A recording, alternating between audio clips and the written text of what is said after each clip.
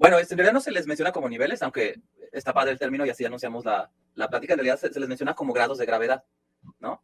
Que en teoría, todos los trastornos mentales tienen sus grados de gravedad. Se usa mucho en psiquiatría, pero en depresión. Por ejemplo, cuando se diagnostica una depresión, ahí sí como que se utiliza más esta categorización de depresión leve, moderada o grave. Quizá porque a lo mejor esta diferencia sí determina mucho la conducta del clínico. Una depresión grave generalmente involucra ideación suicida o síntomas psicóticos y muchas veces amerita un internamiento psiquiátrico.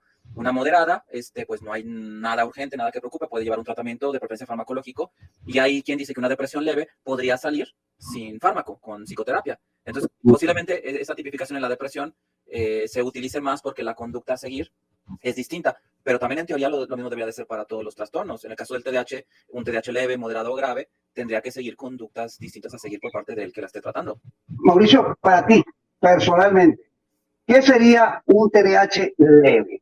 A ver, ¿cuáles son los problemas que tuviera un TDAH leve? ¿Cómo sería un TDAH leve? ¿Y te han ido TDAH leve? Generalmente cuando veo TDAH leve es el hermano o la hermana del paciente, que también lo manifiesta, pero con un menor grado de gravedad, entonces no viene en calidad de paciente, o a veces son los padres, en donde sí podría uno tipificar como un TDAH leve porque no hay un impacto significativo en el funcionamiento. Porque ya en realidad puede haber tres maneras de determinar que un TDAH es leve. La primera es por el número de síntomas.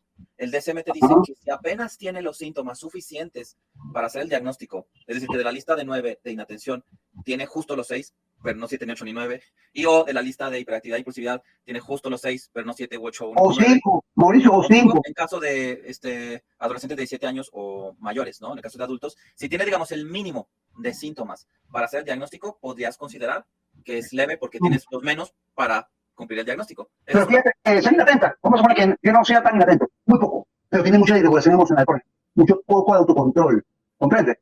Entonces, bueno, es que eso me lleva al segundo punto, porque sí, ningún método es perfecto. El segundo punto es el impacto que tienen los síntomas en el funcionamiento. Es decir, si tú tienes nada más el mínimo de síntomas para el diagnóstico, pero con ese mínimo de síntomas el impacto en tu funcionamiento es alto, entonces podrías considerar que puede ser un TDAH grave, porque tienes pocos síntomas, pero tiene un impacto tal que te genera una disfunción que es significativa. Entonces, otra manera de poder hacer esta tipificación es ver qué impacto hay de los síntomas en el funcionamiento del paciente. De manera que siempre vemos las dos cosas. Ahora, uno sí podría decir que es frecuente que si tienes Mauricio, lo que pasa haya menos impacto, pero no siempre es así. Puedes tener pocos síntomas y mucho impacto, pero también... Ese tipo tiene un TDAH grave, pero podríamos pensar, depende mucho también, Mauricio, porque fíjate, si yo trabajara en algo donde no pudiera ser funcional por mi TDAH, ¿ves? Tú considerarías que quizás yo tengo un TDAH grave porque hace disfuncional mi vida, porque yo trabajo en algo contando billetes, me está formando el día todo el día porque no lo conté bien, por ejemplo.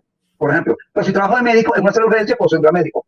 Entonces ahí no tengo una disfuncionalidad, ahí no parece que tuviese un TDAH grave, ahí más que el TDAH me puede ayudar. Entonces también el problema es con los niños, Mauricio, porque todos los niños tienen que hacer exactamente lo mismo que es estudiar. Por eso que ser niño, Mauricio, ¿ves? Ser niño con TDAH o autismo no está fácil, compadre. No está fácil, créeme, tú lo sabes, Mauricio. Pues no sé qué decirte. Es que no sé por dónde seguir. Digamos, yo como psiquiatra infantil más allá del TDAH no idealizo la infancia.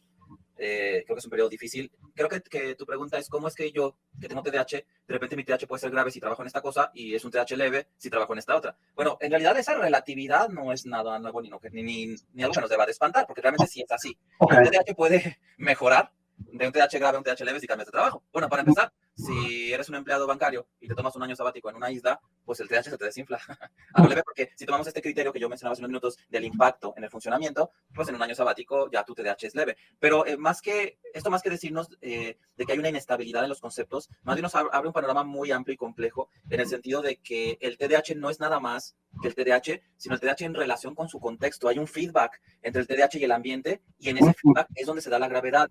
Entonces también para yo poder saber si tu TDAH es leve, moderado o grave, necesito saber el contexto. El contexto.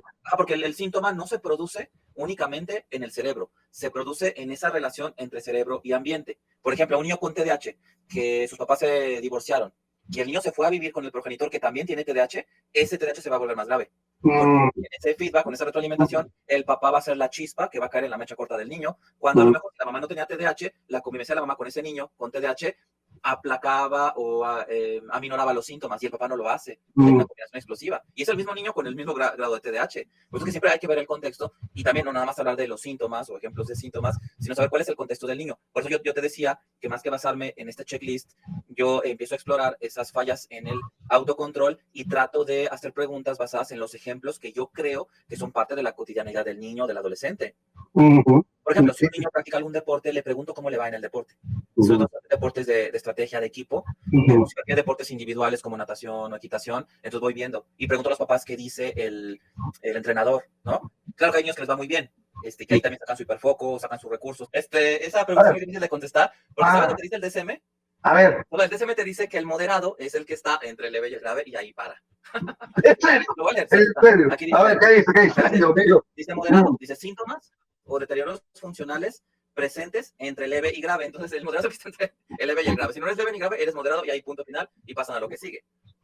Ahora queda claro que entonces estas categorías de leve, moderado y grave pues están mal definidas. Ay, Dios mío. A lo mejor, digamos, si te vas a... Digamos, si quisieras ser más exacto, a lo mejor podrías tener una postura muy categórica, pero también inflexible, de decir, a ver, el leve va a ser el que tenga solamente los 5 o los 6 de un listado y o del otro. Ese va a ser el leve. El grave va a ser el que tenga todos de los dos listados, porque es el cuadro más florido, y los que no tengan ni todos ni los mínimos necesarios, todos esos son moderados. Claro que te va a dar una población de TDAH moderado muy, muy grande. Si te vas a nivel de funcionamiento, tú dirás, bueno, a ver, su hijo es un TDAH moderado porque si fuera grave ya lo hubieran expulsado de la escuela, tendría problemas graves con sus amigos, no tendría amigos, será un niño con mucho rechazo escolar y no estamos viendo esa situación. Y finalmente el niño en otras actividades funciona bien, se concentra. Entonces no es grave. Y tampoco es grave porque no me estarán consultando, ¿no? Ahora, el papá o el hermano.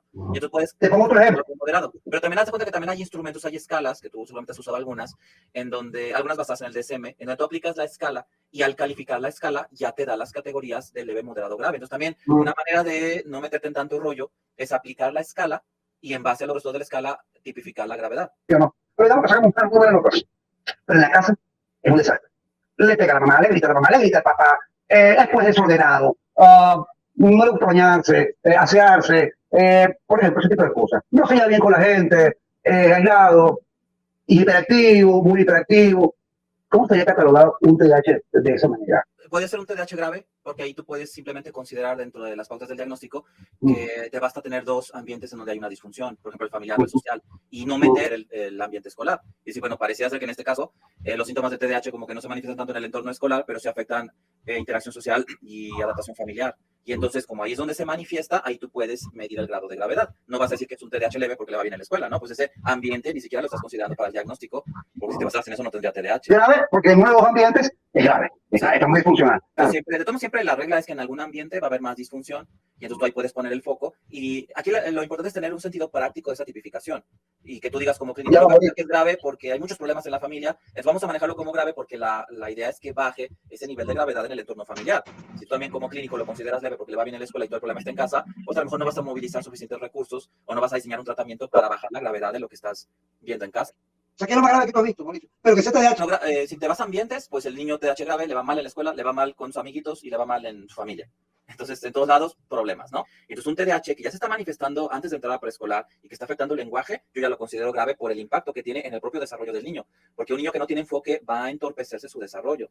Y en el caso de un adulto que lleva 5 divorcios, que ha estado detenido, que tiene mucha inestabilidad laboral, que es impulsivo en sus relaciones, que pierde amigos constantemente, entonces también podrías considerar que es un caso grave. Por eso es que en realidad los síntomas se tienen que evaluar de una manera muy dinámica, dependiendo de la edad del paciente y del contexto en el que está. Una aplicación rígida de los criterios, pues te va a dar resultados bastante parciales. Adri Mariana Venezuela, un TDAH leve sería alguien que ha sabido enmascarar bien los síntomas. Pregunta ella.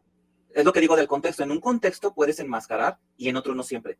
Fíjate, hay una frase que le escuché a Lino Palacios, un psiquiatra de la Ciudad de México. Si tienes TDAH, tarde o temprano el TDAH te va a alcanzar. Entonces puede ser que tú como adulto hayas encontrado tu nicho y vas bien y entonces enmascaras los síntomas, pero hay un cambio de lugar, de trabajo, de ambiente laboral, de compañeros, y de repente el TDAH parece que se agrava y ya no enmascaras los síntomas. Entonces nuevamente vuelvo al concepto de que la gravedad no es nada más del TDAH, la gravedad se da en ese feedback entre el síntoma y el ambiente en el que estás. Castro, buenas tardes. ¿Se puede tener TDAH y algunos signos de autismo al mismo tiempo? Se puede ser autista, no signo, autista y TDAH a la vez. Y se puede ser TDAH y signos de autismo a la vez, se puede todo. Un problema no te evita el otro. Otra cosa que se me olvidaba, y tengan en cuenta las madres, también tiene mucho que ver las cosas que además tengan. Por ejemplo, si tiene depresión y TDAH. ansiedad y TDAH, bipolar y TDAH. Eso también puede agravar las cosas en el funcionamiento.